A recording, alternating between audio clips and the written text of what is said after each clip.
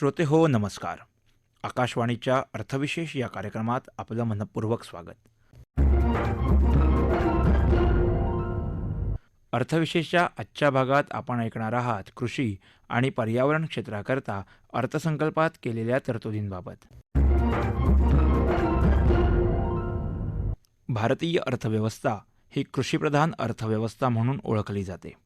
भारताच्या स्थूल देशांतर्गत उत्पादनात म्हणजेच GDPमध्ये कृषी आणि संलग्न क्षेत्राचं योगदान 20% कमी असलं तरी रोजगारामध्ये या क्षेत्राचं योगदान 50% जवळ आहे. कृषी क्षेत्रात झालेल्या वृद्धीचे फायदे अर्थव्यवस्थेच्या क्षेत्रात सुद्धा दिसून येतात. आंतरराष्ट्रीय व्यापारात सुद्धा कृषी क्षेत्राचं योगदान लक्षणीय आहे. या अर्थसंकल्पातही कृषी आणि ग्रामीण अर्थव्यवस्थेला चालना देण्यासाठी विशेष प्रयत्न करण्यात आले आहेत. अर्थसंकल्पात कृषी क्षेत्रासाठी केलेल्या तरतुदींबद्दल माहिती देताना कृषी वायदे बाजार अभ्यासक श्रीकांत कुवळेकर म्हणाले, काल संसदेमध्ये सादर केल्या गेलेल्या 2023-24 या आर्थिक वर्षाकरतीच्या अर्थसंकल्पामध्ये कृषी क्षेत्रासाठी नेमकं कुठल्या कुठल्या तरतुदी केल्या गेल्या त्याचा आपण संक्षिप्त आढावा घेऊया. सर्वात महत्त्वाचं म्हणजे कृषी कर्ज, ज्याच्यावर सर्वांचं लक्ष असतं. तर कृषी कर्ज हे मागील वर्षाच्या 18.5 लाख कोटी रुपयांवरून 20 लाख कोटी रुपयांवर नेलेलं आहे. म्हणजे सुमारे 7% वाढ केलेली आहे. आणि ही फार सर्वात महत्त्वाची गोष्ट आहे, कारण कृषी कर्ज म्हणजे आपली जी कृषी आधारित इकॉनॉमी आहे, अर्थव्यवस्था आहे, ती मोठ्या प्रमाणावर या कृषी कर्जामधनं जे काही वेगवेगळ्या योजनांतर्गत किंवा कृषी कर्ज मिळतं त्याच्यावर अवलंबून असते. त्यामुळे 1.5 लाख कोटी अतिरिक्त याच्यासाठी तरतूद केली गेलेली आहे या कृषी कर्जांसाठी. त्याच्यातनं एक निश्चितपणे अप्रत्यक्ष फायदे शेती क्षेत्रासाठी निश्चित होतील. त्यानंतर या अर्थसंकल्पाचं आपण वैशिष्ट्य असं म्हणता येईल की याच्यामध्ये थेट शेतकऱ्यांना काही सबसिडीचं वगैरे गाजर दाखवलं गेलेलं नाही आहे, तर अप्रत्यक्ष परंतु फार मोठे बेनिफिट्स या बजेटमधनं दिलेले आहेत. त्याचा आपण अतिशय संक्षिप्तपणे विचार करूया. तर एक डिजिटल पब्लिक इन्फ्रास्ट्रक्चर ॲग्रिकल्चरल सेक्टरसाठी डिजिटल पब्लिक इन्फ्रास्ट्रक्चर असं एक उभारणार आहेत. म्हणजे याच्यात नेमकं काय होऊ शकतं, याच्यातनं अनेक संभाव्यता आहेत. यामध्ये सर्वात महत्त्वाचं म्हणजे कृषी क्षेत्रासाठी शेतकऱ्यांना लागणारी जी माहिती किंवा डेटा आणि ज्या सेवा इतर लागतात त्या सेवांचं त्या जिथे त्यांची जोडणी झालेली आहे ज्या सेवांमधून, त्या सेवांमधनं त्यांना डेटा आणि माहिती ही उपलब्ध करून देण्याच्या दृष्टीने, म्हणजे तुमच्या शेतीसाठी लागणारं हवामानविषयक असो किंवा तुमच्या ज्या पिकाबद्दलची जी माहिती असो किंवा पिकासाठी लागणारा जो कच्चा माल असो त्याचा असो, त्यासाठी लागणारा कर्ज असो, त्याच्या संदर्भात इन्शुरन्स असं आणि त्याचबरोबरच बाजाराबद्दलचं ज्याला मार्केट इंटेलिजन्स म्हणतात, अशा प्रकारची अनेक प्रकारच्या सेवा किंवा माहिती जी शेतकऱ्याला लागते ती देण्यासाठी एक संघटित प्रकारचा एक प्लॅटफॉर्म किंवा मंच म्हणू शकतो, अशी डिजिटल पब्लिक इन्फ्रास्ट्रक्चर असणार आहे. त्याच्यामध्ये याचा फायदा ॲग्रीटेक इंडस्ट्री जी आहे ती आणि स्टार्टअप्स या ॲग्रिकल्चर क्षेत्रामध्ये होणार आहे, यांनाही त्याचा होणार आहे फायदा. आणि फायदा याचा सर्वांनाच होणार आहे, ग्राहकांपर्यंत. तर ही डिजिटल पब्लिक इन्फ्रास्ट्रक्चर नंतर एक ॲग्रिकल्चरल ॲक्सिलरेटर फंड याचीही स्थापना त्यांनी केली आहे. तो जरी स्टार्टअपसाठी असला तरी लक्षात घ्या, स्टार्टअपची व्याप्ती फार मोठी असते. जरी आपण असं म्हटलं की प्री प्रोडक्शन, उत्पादन पूर्व आणि उत्पादन पश्चात म्हणजे काढणी पश्चात, ज्याला आपण पोस्ट प्रोडक्शन, ह्या दोन्ही प्रकारच्या कृषीमधल्या 2 महत्त्वाचे जे टप्पे आहेत, या दोन्ही टप्प्यांमध्ये अनेक प्रकारच्या सेवा आज ही ॲग्रिकल्चरल स्टार्टअप्स देत आहेत. त्यातही विशेष करून काढणी पश्चात तंत्रज्ञान असेल किंवा काढणी पश्चात जी विपणन साखळी असेल आणि एकंदरच पुरवठा साखळी, मग ती पुरवठा साखळी तुमच्या कृषी निविष्ठांची असो किंवा तुमच्या काढणी पश्चात संदर्भात असो. आपला माल हार्वेस्टिंग झाल्यानंतर हातात येतो शेतकऱ्यांच्या, मग त्याच्यानंतरची जी एक सप्लाय चेन असते ज्याला पुरवठा साखळी म्हणतो, या संपूर्णपणे पुरवठा साखळीमध्ये जे कोविड काळामध्ये डिस्टर्बन्स आले होते आणि एकंदरच ही कृषी साखळी, पुरवठा साखळी जी कार्यक्षम नसल्यामुळे जे काही स्ट्रेस निर्माण झाले, त्या स्ट्रेसला जर दूर करायचं असेल तर ह्या स्टार्टअप्सचं तिथे असणं आणि त्या स्टार्टअप्सना भांडवल मिळणं अत्यंत गरजेचं आहे. आणि हे कुठेतरी ॲग्रिकल्चरल ॲक्सिलेटर फंड जो स्थापन केला जाणार आहे त्याच्यातनं ह्या सगळ्या उपलब्धी होतील आणि त्याच्यातनं निश्चितपणे त्याचे अप्रत्यक्ष फायदे एक वर्षभरानंतर कृषी क्षेत्राला चांगल्यापैकी दिसून येतील. त्यानंतर आपण बघितलं असेल की इंटरनॅशनल इयर ऑफ मिलेट्स म्हणजे आपलं भरडधान्य वर्ष आहे, आंतरराष्ट्रीय भरडधान्य वर्ष. त्यानिमित्ताने एक Indian institute of millet research अशी एक संस्था जी हैदराबादमधनं स्थापन केली जाईल, त्यालाही एक सपोर्ट देण्याचं म्हटलंय. त्याचं यावर्षी महत्त्व असं आहे की पुढील काळात कदाचित एल निनो हवामान भारतात जर आलं तर त्याच्या निमित्ताने आपल्याकडे पाऊस कमी असण्याची जी एक पुढची 2-3 वर्ष असू शकतील, तर त्या पाऊसमान जेव्हा कमी होतं तेव्हा आपल्याकडे कोरडवाहू क्षेत्र वाढतं. त्यावेळेला ही भरड धान्यच आपल्याला तारून नेऊ शकतात. तर या भरड धान्यांच्या निमित्ताने जो निधी अतिरिक्त मिळणार आहे किंवा भरडधान्य या क्षेत्राला जे सरकारी सपोर्ट मिळणार आहे, त्याच्यातनं निश्चितपणे शेतकऱ्यांना होईल फायदा. आपण पाहिलं असेल या व्यतिरिक्त अजून अशा अनेक गोष्टी आहेत की ज्याच्यामध्ये नैसर्गिक शेती आहे. त्याला 3 वर्षात आत्ता जी साधारणपणे 40 लाख शेतकरी त्याच्यामध्ये जोडले गेलेले आहेत. त्यांची संख्या 1 कोटीवर नेण्याचा मानस आहे. त्यांना 10,000 बायो इनपुट ज्याला म्हणतात, ती देण्यासाठी अशी सेंटर्स 10,000 सेंटर्स उघडली जाणार आहेत. म्हणजे एक नैसर्गिक शेतीकडे ज्यांचा कल आहे त्यांना एक अर्थसंकल्पामधनं सपोर्ट मिळणार आहे. आपण अजून एक बघितलं की आपण फूड ग्रेन आणि इतर अनेक खनिज असतील या संदर्भात एक पब्लिक प्रायव्हेट पार्टनरशिप असा 75,000 कोटीचा एक फंड उभा करून त्याच्यामधनं पायाभूत सुविधा निर्माण केल्या जातात. त्यात फूड ग्रेनसाठी पण आहे. तर हे फूड ग्रेनची म्हणजे आपल्याला याचा फायदा खूप होणार आहे. मग ते वेअरहाऊसिंग असो किंवा इतर पायाभूत सुविधा असो त्याच्या अनुषंगाने येणार आहे. याच्यातनं एक चांगल्यापैकी पॅकेज दिलेलं आहे. आणि एक महत्त्वाचं म्हणजे महाराष्ट्रासाठी आपण म्हणू शकतो की आपल्याकडे फलोत्पादन किंवा हॉर्टिकल्चर प्लांटिंग मटेरियल हे चांगल्या दर्जाचं आणि रोगमुक्त असं देण्याच्यासाठी 2200 कोटीची तरतूद केलेली आहे. तर आपलं फलोत्पादन क्षेत्रामध्ये आपलं आघाडीचं राज्य आहे, त्यामुळे याचा फायदा निश्चितपणे महाराष्ट्राला चांगल्या प्रकारे होईल.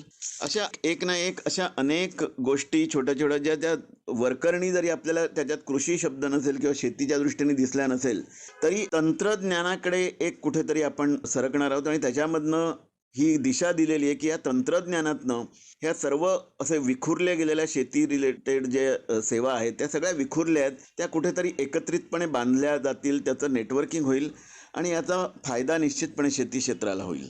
पर्यावरणपूरक विकास हा अपरिहार्य आहे याची जाणीव सर्वच पातळीवर झालेली आहे. केंद्र सरकारने आंतरराष्ट्रीय पातळीवर अंतिमतः शून्य उत्सर्जनाच्या उद्दिष्टाकडे आपली वाटचाल चालू असल्याचं यंदाच्या अर्थसंकल्पाच्या माध्यमातून दाखवून दिलं आहे. अमृतकाळ वर्षात शाश्वत विकासाची कास धरणे आवश्यक आहे. स्वच्छ ऊर्जेचा प्रश्न हा या दृष्टिकोनातून कळीचा बनला आहे. आज मितीला भारताची 70% ऊर्जेची गरज ही औष्णिक ऊर्जेतून भागते, पण कोळसा जाळल्यामुळे कार्बन डायऑक्साईडची निर्मिती होते. या पार्श्वभूमीवर 100 गिगावॅटच्या सौर ऊर्जा उत्पादनासाठी आपण प्रयत्नशील आहोत. अक्षय ऊर्जेचे इतर स्रोतही वापरून पारंपरिक इंधनावरचे अवलंबित्व सरकार कमी करत आहे. यंदाच्या अर्थसंकल्पात हरित ऊर्जा हा महत्त्वाचा विषय म्हणून समोर आलेला दिसतो. काही योजनांमधून सरकार पर्यायी ऊर्जेच्या वापराला प्रोत्साहन देत आहे. यावर प्रकाश टाकताना पर्यावरण, पाणी आणि शेतीतज्ञ डॉक्टर उमेश मुंडले म्हणाले, यावर्षीच्या बजेटमध्ये पर्यावरणासाठी ज्या काही शिफारसी किंवा जे काही कार्यक्रम आखलेले आहेत बजेटमध्ये, त्यामध्ये सगळ्यात महत्त्वाचा भाग काय आहे तर याला ग्रीन ग्रोथ असं नाव दिलं आहे त्याच्यामध्ये. आणि त्याच्यामध्ये महत्त्वाचा भाग असा आहे की अनेक प्रकारच्या प्रोसेसेस अशा करायच्या ज्याच्यामधनं प्रदूषण कमी होणार आहे आणि पर्यावरणाला वाचवता येईल, कमीत कमी हानी पोचवता येईल किंवा होत असलेली हानी कमी कशी करता येईल या दृष्टीने प्रयत्न केले जाणार आहे. तर त्याच्यामध्ये ग्रीन हायड्रोजन मिशन नावाचं जे मिशन आहे त्याच्यामध्ये जवळजवळ 19,700 कोटी रुपये हे ठेवलेले आहेत, ज्याच्यातनं आपली जी आर्थिक व्यवस्था आहे त्याचं लो कार्बन इंटेन्सिटीकडे कसं आपल्याला ट्रान्झिशन करता येईल आणि पेट्रोल डिझेल जे आपले बायोफ्युएल्स आहेत, फॉसिल फ्युएल्स आहेत, त्याचे इम्पोर्ट्स आणि इनपुट कमी कसा करता येईल आणि ग्रीन एनर्जी कशी वाढवता येईल या दृष्टीने प्रयत्न होणार आहे. दुसरा भाग असा आहे की एनर्जी स्टोरेज प्रोजेक्ट्स आणि एनर्जी ट्रान्झिशन म्हणजे आपल्याला सोलार किंवा ग्रीन एनर्जीकडे जास्त कसं जाता येईल या दृष्टीने प्रयत्न केले जाणार आहेत. आणि त्यासाठी चांगल्या प्रमाणात बजेटमध्ये पैशाची सोय केली आहे. याच्यामध्ये नेट झिरो ऑब्जेक्टिव्ह हा सगळ्यात महत्त्वाचा भाग आहे की आपण झिरो पोल्युशन किंवा झिरो पोल्युशन इन्क्रीज याच्याकडे कशा प्रकारे जाऊ याकडे बघितलं जाणार आहे. अजून एक महत्त्वाचा भाग की ग्रीन क्रेडिट प्रोग्राम हा एक मोठा प्रोग्राम दिला जात आहे की ज्याच्यामध्ये एन्व्हायरमेंटली सस्टेनेबल म्हणजे पर्यावरणाच्या दृष्टीने शाश्वत यश मिळवेल आणि ग्रीन प्रोग्राम असू शकेल असं जर करत तर त्यासाठी वेगळे इन्सेंटिव्ह असणार आहेत कंपन्यांसाठी, इंडिव्हिज्युअल माणसांसाठी म्हणजे सर्वसामान्य माणसांसाठी आणि तसंच लोकल बॉडीजसाठी म्हणजे सरकारी आणि खाजगी प्रत्येक क्षेत्रामधल्या प्रत्येकाला ग्रीन एनर्जीसाठी त्यांनी त्या बाजूला वळावं यासाठी इन्सेंटिव्ह मिळणार आहेत. त्यानंतर एक गोवर्धन स्कीम नावाची स्कीम आहे ज्याच्यामध्ये 500 नवीन वेस्ट टू वेल्थ प्लांट्स असणार आहेत. त्याच्यामध्ये सर्क्युलर इकॉनॉमी ही प्रमोट केली गेली आहे. त्याच्यामध्ये बायोगॅस प्लांट्स आहेत, कम्युनिटी और क्लस्टर प्लांट्स आहेत, त्याच्यामध्ये इन्व्हेस्टमेंट 10,000 कोटीपेक्षा जास्ती असणार आहे. आणि याचा फायदा असा आहे की याच्यामधनं रोजगार निर्मिती होणार आहे किंवा अनेक एंटरप्रेन्योर्सना पण हा व्यवसाय तयार करण्यासाठी संधी मिळणार आहे. अजून एक महत्त्वाचा भाग आहे भारतीय प्राकृतिक खेती बायो इनपुट रिसोर्स सेंटर्स, म्हणजे नैसर्गिक शेती किंवा रासायनिक खत विरहित शेती करण्यासाठी प्रयत्न केला जाणार आहे आणि त्यासाठी सुद्धा 10 मोठ्या प्रमाणावर निधी उपलब्ध करून दिला गेला आहे. अजून एक गोष्ट महत्त्वाची, Mishti mangrove initiative for shoreline habitats and tangible incomes. समुद्र किनाऱ्यालगत जिथे योग्य जागा आहे, लोकेशन, आपलं कांदळवनं किंवा मॅनग्रोव्हची लागवड केली जाणार आहे आणि ती राखली जाणार आहे.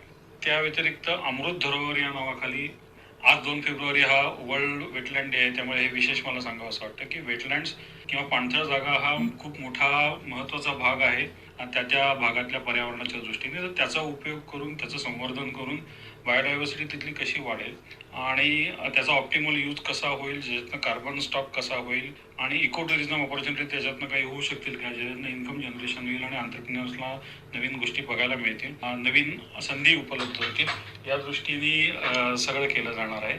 त्या व्यतिरिक्त कोस्टल शिपिंग हा एक अजून भाग आहे, ज्याच्यातनं ट्रान्सपोर्टमधला जो बायोफ्युएल आहे, फॉसिल फ्युएल आहे, त्याचा वापर कमी होऊन ग्रीन एनर्जी, त्यातलं प्रदूषण कमी होऊन बाकी गोष्टी कशा करता येतील या दृष्टीने प्रयत्न केला जाणार आहे. अशा प्रकारे वेगवेगळ्या प्रकारच्या गोष्टी या वर्षीच्या बजेटमध्ये बघायला मिळतात, ज्या पर्यावरणाशी संबंधित आहेतच आणि योग्य प्रकारे त्याच्यावरती काम केलं, योग्य संधी टिपल्या गेल्या तर त्याच्यातनं प्रदूषणाला नक्की आळा घालता येऊ शकेल किंवा होणारं प्रदूषण कमी कसं करता येईल आणि आपण ग्रीन एनर्जीकडे कसं जाऊ याकडे बघण्याचा आपल्याला दृष्टिकोन नक्की मिळेल. ही संधी त्या दृष्टीने मला या बजेटमध्ये दिसते. अर्थव्यवस्था ही पर्यावरणपूरक आणि सर्वसमावेशक व्हावी यासाठी अर्थसंकल्प मार्गदर्शक ठरावा अशीच आपल्या सर्वांची इच्छा असेल.